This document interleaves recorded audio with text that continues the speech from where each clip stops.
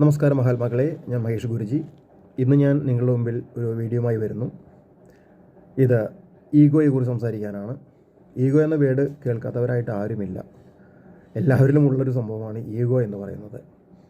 അപ്പോൾ ഈഗോ നമ്മളെ എങ്ങനെ റൂയിൻ ചെയ്യുന്നു? ശരിക്കും പറഞ്ഞാൽ രണ്ട് തരത്തിലുള്ള ഈഗോ ഉണ്ട്. ഒന്നാമത്തെ ഈഗോ എന്ന് പറഞ്ഞാൽ അതിനെ ഡിഫൈൻ ചെയ്യാവുന്നത് എനിക്കൊന്നും അറിയില്ല. അതൊരു ഈഗോയാണ്. അറിവില്ലായ്മ എന്ന് പറയുന്നത് ഒരു ഈഗോ തന്നെയാണത്. അപ്പോൾ രണ്ടാമത്തെ ഈഗോ എന്ന് പറയുന്നത് എനിക്ക് ഒന്നും അറിയില്ല എന്ന് എനിക്കറിയാം, പക്ഷേ ഞാൻ അഭിനയിക്കുകയാണ് എനിക്കെല്ലാം അറിയാമെന്ന്. എന്നാലോ മറ്റൊരു വ്യക്തി എല്ലാം കുറച്ചെങ്കിലും വിവരമുള്ള മറ്റൊരു വ്യക്തി എന്തെങ്കിലും നല്ല കാര്യം പറഞ്ഞു തരുമ്പോൾ അതൊന്നും ശരിയല്ല, അതെനിക്ക് മനസ്സിലാക്കാൻ താല്പര്യമില്ല, എനിക്ക് എൻ്റേതായൊരു പാത്തുണ്ട്, അത് മാത്രമാണ് ശരി എന്ന് വിശ്വസിച്ച് പോകുന്ന, അങ്ങനെ തന്നെ മറ്റുള്ളവരെ ക്രിട്ടിസൈസ് ചെയ്യാൻ താല്പര്യപ്പെടുന്ന ഒരു ഈഗോ, അത് വേറെ തരത്തിലുള്ള ഈഗോ ആണ്. അപ്പോൾ ഈ രണ്ടാമത്തെ ഈഗോ ആണ് ഭയങ്കര ഡേഞ്ചർ ആയിട്ടുള്ളത്. ആദ്യത്തെ ഈഗോ എന്ന് പറഞ്ഞാൽ എനിക്കൊന്നും അറിയില്ല, ഞാൻ സമ്മതിക്കുന്നു, അത് ഒരു നാച്ചുറലായിട്ടുള്ള കാര്യമാണ്. രണ്ടാമത്തെ ഈഗോ എന്ന് പറയുമ്പോൾ നമ്മളുടെ മായ മൂലം, നമ്മളുടെ ബേസിക്കായിട്ടുള്ള ചില ക്യാരക്ടറിൻ്റെ പ്രത്യേകതകൾ മൂലം വരുന്ന കാര്യങ്ങളാണ്. അപ്പോൾ ഇതിനെ നമുക്ക് മാറ്റിയെടുക്കേണ്ടതുണ്ട്. ഇത് സ്പെഷ്യലി സ്പിരിച്വാലിറ്റിയിൽ വരുമ്പോൾ ഈ രണ്ടാമത് പറഞ്ഞ ഈഗോ വലിയൊരു മതിൽക്കെട്ടാണ്. എന്തിനു വേണ്ടിയിട്ട്? നിങ്ങളെ അറിയുന്ന പാത്തിലേക്ക് കടക്കുന്നതിന് വേണ്ടിയിട്ട്. ഇവിടെ എനിക്ക് നിങ്ങളെ എൻലൈറ്റൻഡ് ആക്കാൻ സാധിക്കും. നിങ്ങളുടെ സൂക്ഷ്മതലത്തിലുള്ള എൻലൈറ്റ്മെൻറ്റ് അവിടെ സാധ്യമാക്കി തരാൻ എനിക്ക് സാധിക്കും. അതായത് നിങ്ങളുടെ ആത്മാവിനെ എൻലൈറ്റൻഡ് ആക്കി തരുന്ന ആ ക്രിയ ഞാൻ ചെയ്ത് ആ നിമിഷം തന്നെ നിങ്ങൾ എൻലൈറ്റൻഡ് ആയിരിക്കും. അതൊരു സത്യം. എന്നാൽ നിങ്ങൾ ജീവിക്കുന്ന ഈ തലത്തിൽ ജീവിക്കുമ്പോൾ നിങ്ങൾ ആ എൻലൈറ്റ്മെൻറ്റിൻ്റെ പൂർണ്ണത നേടണമെങ്കിൽ നിങ്ങളുടെ മനസ്സിനെ കൺട്രോൾ ചെയ്യാനും നിങ്ങളുടെ ആറ്റിറ്റ്യൂഡിൽ വരുന്ന ചേഞ്ചസിനെ നിങ്ങൾക്ക് അംഗീകരിക്കാനും നിങ്ങളുടെ ശാരീരികവും മാനസികവുമായ എല്ലാ രീതികളെയും അതിൽ വരുന്ന മാറ്റങ്ങളെയും അംഗീകരിക്കാനുമുള്ള ഒരു മനസ്ഥിതി നിങ്ങൾക്കുണ്ടാകേണ്ടതുണ്ട്. അതിനുമായിട്ട് നമ്മളിവിടുന്ന് മെഡിറ്റേഷൻ ചെയ്യാൻ പറയുന്നുണ്ട്. അതിലുപരിയായിട്ട് ആക്സെപ്റ്റൻസ് എന്നൊരു സംഭവമുണ്ട്. അതിനാണ് പറയുന്നത് ഗുരുവിനെ എപ്പോഴും നമ്മൾ സംശയിക്കാതിരിക്കുക. ഗുരു അൾട്ടിമേറ്റ് പവറാണെന്ന് മനസ്സിലാക്കി കഴിഞ്ഞാൽ, എല്ലാ ഗുരുക്കന്മാരുടെ കാര്യമല്ല ഞാൻ പറയുന്നത് കേട്ടോ, അതായത് ഗുരുവിന് അതിനുള്ള ജ്ഞാനമുണ്ട് എന്നുള്ള ബോധം നമുക്ക് വന്നു കഴിയുമ്പോൾ പിന്നെ ആ ഗുരുവിനെ നമ്മൾ ഒരിക്കലും സംശയിക്കാൻ പാടില്ല കേട്ടോ. അപ്പോൾ അങ്ങനെ വരുമ്പോൾ ആ ഗുരു പറയുന്നതാണ് എല്ലാം. ആ ഗുരു കാണിച്ചു തരുന്ന ദൈവമാണ് എൻ്റെ ദൈവം. ഗുരുവിനേക്കാൾ ഉപരിയായിട്ട് ഒന്നുമില്ല. ഗുരു കാണിച്ചു തരുന്ന പാത ഞാൻ പിന്തുടരുമ്പോൾ എനിക്ക് ആ അൾട്ടിമേറ്റ് ഗോഡിനെ ടച്ച് ചെയ്യാൻ സാധിക്കും. അതിലൂടെ ഞാനും ആ അവസ്ഥയിലേക്ക് എത്തിച്ചേരാൻ എനിക്ക് സാധിക്കും എന്ന് ഒരു ആക്സെപ്റ്റ് ചെയ്യാനുള്ളൊരു മെൻറ്റാലിറ്റി ക്രിയേറ്റ് ചെയ്യുമ്പോഴാണ് നമ്മളുടെ ആ ഒരു പരിപൂർണത നമുക്ക് കൈവരുന്നത്, ഈ ജന്മോദ്ദേശം കൈവരുന്നത്.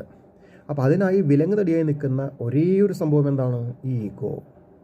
പല വ്യക്തികളും എന്നെ ഫോണിൽ വിളിക്കുന്നുണ്ട് എൻ്റെ വീഡിയോസൊക്കെ കണ്ടിട്ട്. അപ്പോൾ ഇവരെല്ലാം ഓൾറെഡി അവർ ധാരാളം പുസ്തകങ്ങൾ വായിച്ചും അതിനൊക്കെ ഞാൻ മാനിക്കുന്നു കേട്ടോ. പലതരത്തിലുള്ള ഗുരുക്കന്മാരുടെ അരികിൽ പോയി പല ജ്ഞാനങ്ങൾ നേടിയും പുരാണ ഗ്രന്ഥങ്ങളിലും അത്തരം പ്രാവീണ്യം നേടിയവരും സംസ്കൃതത്തിലും പാണ്ഡിത്യം നേടിയവരും അങ്ങനെ പലതരത്തിലുള്ള വ്യക്തികൾ, ചിലർക്ക് ചില സിദ്ധികളൊക്കെ ഉള്ളവരും ഒക്കെയാണ്. അപ്പോൾ ഇവരെയൊക്കെ ഞാൻ മനസ്സാൽ ഞാൻ വളരെയധികം അംഗീകരിക്കുന്നു. അവരെല്ലാം ഈ ലോകത്തെ എല്ലാ മനുഷ്യരും നല്ലവരാണ്, എല്ലാവരും ജ്ഞാനികളാണ്, എല്ലാവരും പരബ്രഹ്മത്തിൽ നിന്ന് വന്ന കണങ്ങൾ തന്നെയാണ്. അതുകൊണ്ട് തന്നെ എല്ലാവരെയും ഞാൻ വിളിക്കുന്നത് മഹാത്മാക്കളെ എന്നാണ്. ഈ മഹാത്മാക്കളാണ് നിങ്ങളും ഞാനുമെല്ലാം കേട്ടോ. അപ്പോൾ നമ്മളെല്ലാവരും ഒന്നാണ്, അതിൽ യാതൊരു വ്യത്യാസവുമില്ല. അപ്പോൾ ഇതിൽ നിന്ന് നമ്മളെ വ്യത്യസ്തരാക്കുന്നൊരു കാര്യം എന്താണ്? മായയാലുണ്ടാകുന്ന ഈഗോ. അപ്പോൾ ഈ ഈഗോ രണ്ടാമത് പറഞ്ഞ് ആദ്യം സംസാരിച്ചപ്പോൾ ഞാൻ പറഞ്ഞ രണ്ടാമത്തെ ഈഗോ, ആ ഈഗോ അത് എന്തുകൊണ്ടാണ് ആ ഈഗോ വരുന്നത്? ആ ഈഗോ വരാനുള്ള കാരണം നമ്മൾ കുറേ എന്തൊക്കെയോ പഠിച്ചു വെച്ചു നമ്മളുടെ ജീവിതത്തിൽ. അത് പഠിച്ചത് അത് മാത്രമാണ് ശരി. അത് ഞാൻ ഒരു സത്യം പറഞ്ഞു തരട്ടെ നിങ്ങൾക്ക്. ഇത് ഓരോ ഗ്രന്ഥങ്ങളും എഴുതിയത് ഈ കാലഘട്ടത്തിലല്ല, അത് ആദ്യം മനസ്സിലാക്കണം. ഇത് എഴുതിയത് 10,000 വർഷങ്ങൾക്ക് മുൻപാണ് എഴുതിയത്, ഇല്ലെങ്കിൽ 5000, 6000, 7000 വർഷങ്ങൾക്ക് മുമ്പാണ് എഴുതിയത്. അങ്ങനെയൊക്കെയാണല്ലോ മനുഷ്യന്മാർക്ക് പറയാനും താല്പര്യം. അപ്പോൾ ഇങ്ങനെ എഴുതി വച്ചിരിക്കുന്നത് ആ കാലഘട്ടത്തിൻ്റെ ആവശ്യകതയ്ക്ക് വേണ്ടിയായിരുന്നു. അതാണ് സത്യം. അപ്പോൾ ഈ സത്യം നിങ്ങൾ ആദ്യം മനസ്സിലാക്കണം. നിങ്ങൾ വായിക്കുന്ന പുരാണമാകട്ടെ, നിങ്ങൾ വായിക്കുന്ന ഇതിഹാസ ഗ്രന്ഥങ്ങളാവട്ടെ, ആ കാലഘട്ടത്തിൽ ആ കാലഘട്ടത്തിൽ വരുന്ന മനുഷ്യർക്ക് ഉപയോഗിക്കാൻ, ആ കാലഘട്ടത്തിൻ്റെ പ്രത്യേകത അനുസരിച്ച് നമ്മളിപ്പോൾ പണ്ട് ശ്രീരാമനും ശ്രീകൃഷ്ണനും അല്ലെങ്കിൽ അയ്യപ്പനും എല്ലാം ധരിച്ചിരുന്ന ആ വസ്ത്രമാണോ നമ്മളിത് ധരിക്കുന്നത്? ആണോ? അല്ലല്ലോ. ഭൗതികത്തിൽ നമ്മൾ മാറിയല്ലേ? ആ ചിന്താഗതി എന്തുകൊണ്ട് നിങ്ങൾക്ക് ആത്മീയതയിൽ വരുന്നില്ല? അതിനെയാണ് ഈഗോ എന്ന് പറയുന്നത്.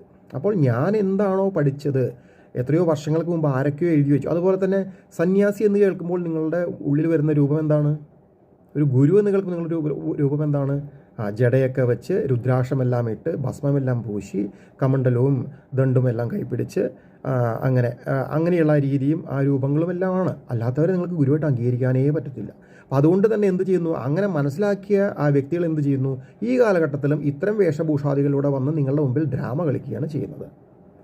ഇതിൻ്റെ ആവശ്യകതയുണ്ടോ? ഒരു ഗുരുവാകാൻ വേണ്ടി താടി വളർത്തിക്കൊണ്ട് നടക്കണോ? ഒരു ഗുരുവാകാൻ വേണ്ടി മുടി കട്ടിയാതിരിക്കണോ? ഒരു ഗുരുവാകാൻ വേണ്ടിയിട്ട് മഞ്ഞ വസ്ത്രമോ വെള്ള വസ്ത്രമോ അല്ലെങ്കിൽ കാവ്യ വസ്ത്രമോ ധരിച്ച് നടക്കേണ്ട ആവശ്യകതയുണ്ടോ? ഇതിലാണോ ഗുരുത്വം ഇരിക്കുന്നത്? ഗുരുത്വം എവിടെയാണ് ഇരിക്കുന്നത്? ജ്ഞാനത്തിലാണ്. ജ്ഞാനം, പരിപൂർണ ജ്ഞാനത്തിൽ. ആ ജ്ഞാനം എന്തിനു വേണ്ടിയുള്ളതായിരിക്കണം? പ്രസൻ്റ്ലി ലീവ് ചെയ്യുന്ന, ഈ കാലഘട്ടത്തിൽ ജീവിച്ചിരിക്കുന്ന മനുഷ്യർക്ക് നന്മ ചെയ്യാൻ ഉതകുന്നതായിരിക്കണം ആ ജ്ഞാനം. മനസ്സിലാവുന്നുണ്ടോ? ഈ ജ്ഞാനം നിങ്ങൾ 10,000 വർഷങ്ങൾക്ക് മുമ്പ് ജീവിച്ചിരുന്ന മനുഷ്യർക്ക് നന്മ ചെയ്യാനായിട്ട് ഉണ്ടാക്കി വച്ചിരുന്ന ആ ശാസ്ത്രീയപരമായിട്ടുള്ള ശാസ്ത്രഗ്രന്ഥങ്ങളിൽ നിന്നോ വിദ്യകളിൽ നിന്നോ ഉള്ള ജ്ഞാനം ഈ കാലഘട്ടത്തിൽ ഉപയോഗപ്രദമാവുകയില്ല. അങ്ങനെ ആയിരുന്നെങ്കിൽ അന്ന് മുതൽ ഇന്ന് വരെയുള്ള മനുഷ്യൻ എല്ലാവരും ജ്ഞാനോദയം നേടിപ്പോയേനെ. ഇവിടെ ദുരാത്മാക്കൾ ഉണ്ടാവില്ലായിരുന്നു, ഇത്രയും ദുരിതങ്ങൾ ഉണ്ടാവില്ലായിരുന്നു, ജാതിയുടെയും മതത്തിൻ്റെയും വർഗത്തിൻ്റെയും പേരിൽ ആരും തമ്മിൽ തല്ലില്ലായിരുന്നു. ആ സത്യം നിങ്ങൾ മനസ്സിലാക്കണ്ടേ? അപ്പോൾ എവിടെയാണ് സത്യം? അപ്പോൾ നമ്മൾ എങ്ങനെയാണ് ഗുരുവിനെ അറിയേണ്ടത്? ഫസ്റ്റ് നമ്മൾ നമ്മളുടെ ഈഗോ എടുത്ത് കളയണം. ഞാനൊന്നുമല്ല, ഞാൻ ഈ കേട്ടതും കണ്ടതുമല്ല സത്യം. കാലഘട്ടത്തിനനുസരിച്ച് ജീവിക്കുന്ന ഗുരുവിനെയാണ് നമ്മൾക്ക് ആവശ്യം. എൻ്റെ ഈ സമയത്ത് എനിക്ക് സാന്ത്വനം തരുന്ന ഗുരുവിനെയാണ് ആവശ്യം, അല്ലേ? അതല്ലേ സത്യം? അല്ലാത്തൊരു ഗുരുവിനായിട്ട് നിങ്ങൾക്ക് ആവശ്യമുണ്ടോ? ഒരു ഗുരു, ഞാൻ ഗുരു എന്ന് പറഞ്ഞ് കുറേ രാമായണവും മഹാഭാരതവും ഗ്രന്ഥങ്ങളും പുരാണങ്ങളും ഇതെല്ലാം പഠിച്ച് വന്നിരുന്ന സ്റ്റേജിൻ്റെ മുമ്പിലിരുന്ന് ഇങ്ങനെ പ്രസംഗിച്ച് നിങ്ങൾ 2-3 മണിക്കൂർ നിങ്ങളുടെ ജീവിതത്തിൽ നിന്നും എടുത്ത് കളഞ്ഞ് നിങ്ങൾ വീട്ടിലേക്ക് തിരിച്ചു പോകുമ്പോൾ ഒന്നുമല്ലാത്ത അവസ്ഥയിൽ നിങ്ങളിരിക്കുന്നു. എന്തൊക്കെയോ കിട്ടി, എന്നാൽ ഒന്നും കിട്ടിയിട്ടില്ല. അപ്പോൾ നിങ്ങൾ ദുരിതങ്ങൾ മാറുന്നുണ്ടോ? ഇല്ല. മനസ്സിലാവുന്നുണ്ടോ നിങ്ങൾ? അപ്പോൾ ഇത്തരം അവസ്ഥയിലുള്ള ഒരു ഗുരുവിനെ കിട്ടിയിട്ട് നിങ്ങൾ കാര്യമുണ്ടോ? പറ, നിങ്ങൾ തന്നെ പറയത്. അപ്പോൾ ഇത് നിങ്ങൾ മനസ്സിലാക്കിയിരിക്കണം. ഈ സത്യം നിങ്ങൾ മനസ്സിലാക്കിയിരിക്കണം. കാരണം ഇത് സത്യയുഗമാണ്. ഇത് ഞാൻ പല വീഡിയോയിലും പറഞ്ഞിട്ടുണ്ട്. സത്യയുഗം ആരംഭിച്ചു. ഡിസംബർ മാസം 2024 ഡിസംബർ മാസം 21-ാം തീയതി മുതൽ സത്യയുഗം ആരംഭിച്ചു. ഈ സത്യയുഗത്തിലേക്ക് വേണ്ടത് ആരെയാണ്? കലിയുഗത്തിൽ ദുരിതങ്ങൾ അനുഭവിച്ചും ദുരാത്മാക്കളാൽ പീഡിപ്പിക്കപ്പെട്ടും ജീവിച്ചിരുന്ന മനുഷ്യ ജനതയെ മുഴുവനും ആ കലിയുഗ കാളിമയിൽ നിന്നും പൂർണ്ണമായിട്ടും വലിച്ചെടുത്ത് എന്ത് ചെയ്യണം? പ്യൂരിഫൈ ചെയ്ത് യഥാർത്ഥ മനുഷ്യ സ്വരൂപങ്ങളാക്കി മാറ്റി ആ പരമാത്മാവിലേക്ക് ലയിപ്പിക്കണം. അതിന് തക്കതായൊരു ഗുരുവാണ് നിങ്ങൾക്ക് വേണ്ടത്. അതിനിന്ന് ഈ ഭൂമിയിൽ ഞാനുണ്ട്. അതെനിക്കേ സാധിക്കൂ. അത് പരബ്രഹ്മമൂർത്തി എന്നെയാണ് ഏൽപ്പിച്ചിരിക്കുന്നത് ആ ജോലി. ഇത്രയും ധൈര്യപൂർവ്വം ഞാനത് പറയണമെങ്കിൽ എനിക്ക് നല്ല കഴിവുള്ളതുകൊണ്ടാണ്. ആ പരബ്രഹ്മമൂർത്തി എന്നിൽ പ്രവർത്തിക്കുന്നതുകൊണ്ടാണ്. അപ്പോൾ നിങ്ങളുടെ എല്ലാവരുടെയും ഈഗോ, രണ്ടാമത് പറഞ്ഞ ആ ഈഗോ കളഞ്ഞിട്ട് എല്ലാവരും എന്നിലേക്ക് വന്ന് അന്ത്യശരണമടഞ്ഞ് എന്നിൽ നിന്നും ജ്ഞാനോദയം നേടി, അതിനുവേണ്ടി നിങ്ങൾ വലിയ കടമയൊന്നും കഴിക്കേണ്ട ആവശ്യമില്ല കേട്ടോ. എന്നെ ആക്സെപ്റ്റ് ചെയ്ത് എന്നിലേക്ക് വരിക. മനസ്സിലാവുന്നുണ്ടോ? ജ്ഞാനോദയം നേടുക. ഞാൻ ദീക്ഷ നൽകുന്ന സമയത്ത് തന്നെ നിങ്ങൾക്ക് സൂക്ഷ്മത്തിൽ ജ്ഞാനോദയം ലഭിക്കും. അങ്ങനെ ജ്ഞാനോദയം ലഭിച്ചാൽ പിന്നെ ഞാൻ പറയുന്ന കാര്യങ്ങൾ അനുസരിച്ച് ജീവിക്കുക. ഈ കാലഘട്ടത്തിൽ നിങ്ങൾക്ക് സുഖസൗകര്യത്തോടുകൂടി ജീവിക്കാനും ഈ കാലഘട്ടത്തിൽ നിങ്ങൾക്ക് എല്ലാ വിധത്തിലുള്ള ഐശ്വര്യം ഉണ്ടാകുവാനും വേണ്ടിയാണ് ഞാനിവിടെ ഗുരുവായിട്ട് നിൽക്കുന്നത്. അപ്പോൾ എന്നെ ആക്സെപ്റ്റ് ചെയ്ത് ഞാൻ കാണിച്ചു തരുന്ന ദൈവമുണ്ട്. അതാണ് പരബ്രഹ്മം. ആ പരബ്രഹ്മം ഭൂമിയിൽ മനുഷ്യനായിട്ട് അവതരിച്ചിട്ടുണ്ട്. ആ സത്യവും നിങ്ങൾ മനസ്സിലാക്കണം. അപ്പോൾ ആ ദൈവത്തിലേക്ക് നിങ്ങൾ അടുക്കുക. ഏകദൈവ വിശ്വാസത്തിലേക്ക് വരിക. ജാതിയുടെയും മതത്തിൻ്റെയും വർഗത്തിൻ്റെയും പേര് പറഞ്ഞ് തമ്മിൽ തല്ലി നടന്ന് നിങ്ങളുടെ ജീവിതം പാഴാക്കി കളയാതെ കണ്ട് കഴിഞ്ഞുപോയ പുരാണ ഗ്രന്ഥങ്ങളെ മാനിക്കുന്നു. വീണ്ടും ഞാൻ പറയുന്നു, ആ പുരാണ ഗ്രന്ഥങ്ങളെല്ലാം അവിടെ ഇരുന്നോട്ടെ. ഇനി അതിൻ്റെ ആവശ്യമില്ല. നമുക്ക് പ്രാക്ടിക്കലായിട്ടുള്ള ലൈഫാണ് ആവശ്യം. മനസ്സിലാവുണ്ടോ? യുഗം വളരെയധികം മാറിക്കഴിഞ്ഞിരിക്കുന്നു. അപ്പോൾ നമുക്ക് നമ്മൾ ആരാണെന്ന് അറിയണം. നമ്മളിലെ അൺലിമിറ്റഡ് ആയിട്ടുള്ള പൊട്ടൻഷ്യൽ, ദ എനർജി, ആ അതീന്ദ്രിയ ശക്തി, അതിലൂടെ നമുക്ക് എങ്ങനെ ഇന്ന് ഈ കാലഘട്ടത്തിൽ ജീവിച്ച് സുഖ സൗകര്യങ്ങളോട് ജീവിച്ച് മോക്ഷപ്രാപ്തിയിലേക്ക് എത്താം മരണാനന്തരം. മനസ്സിലാവുന്നുണ്ടോ? അപ്പോൾ ഇതൊക്കെ നിങ്ങൾക്ക് വേണ്ട കാര്യങ്ങളാണ്. ഇത് ഞാൻ ചുമ്മാ ഇരുന്ന് പറയുന്നതല്ല. ഞാൻ ഇത്രയും തുറന്നു പറയാൻ കാരണം, ഇപ്പോഴും മനുഷ്യർ മൂഢരായിട്ട് ജീവിക്കുകയാണ്. എന്തൊക്കെയോ എവിടെ നിന്നൊക്കെയോ കേട്ട് ആരൊക്കെയോ എന്തൊക്കെയോ വിളിച്ചു പറഞ്ഞ കാര്യങ്ങൾ അതാണ് സത്യം എന്ന് പറഞ്ഞിങ്ങനെ അലറി വിളിച്ചുകൊണ്ട് നടക്കുകയാണ് സ്റ്റേജുകൾ തോറും. ഇതൊന്നും അംഗീകരിക്കാൻ പറ്റുന്ന കാര്യങ്ങളല്ല. സത്യത്തെ സത്യമായി മനസ്സിലാക്കേണ്ട സമയമാണിത്. അതുകൊണ്ട് നിങ്ങൾ ഇനിയും വിഡ്ഢികളാവാതെ കണ്ട് എന്നിലേക്ക് വന്ന് ജ്ഞാനോദയം നേടി ഞാൻ പറയുന്ന വഴിയിലൂടെ സഞ്ചരിച്ച് ഞാൻ കാണിച്ചിരുന്ന ദൈവത്തിൽ നിങ്ങൾ പൂർണ്ണമായും വിശ്വസിച്ച് ആ ഏക ദൈവസങ്കല്പത്തിലേക്ക് വന്ന് ഒരു ജാതി, ഒരു മതം, ഒരു വർഗം, അതാണ് മനുഷ്യന് വേണ്ടത്. അതിലേക്ക് എത്തിച്ചേർന്ന് എല്ലാവരും സുഖ സൗകര്യത്തോടു കൂടിയിട്ട്, ഇത് സുവർണ്ണ കാലഘട്ടമാണ്. അതിന് നിങ്ങൾ തയ്യാറാവണം. എങ്കിലേ എനിക്കത് നടത്തി തരാൻ സാധിക്കുള്ളൂ. നിങ്ങൾ എന്നിലേക്ക് വരാനാണ് എനിക്ക് നിങ്ങളെ വീട്ടിലേക്ക് വരാൻ പറ്റും. ഓരോരുത്തരുടെയും ഞാനൊരു സ്ഥലത്ത് ഇരിക്കുന്നുണ്ടെങ്കിൽ എന്നിലേക്ക് എല്ലാവരും വരണം, അല്ലേ?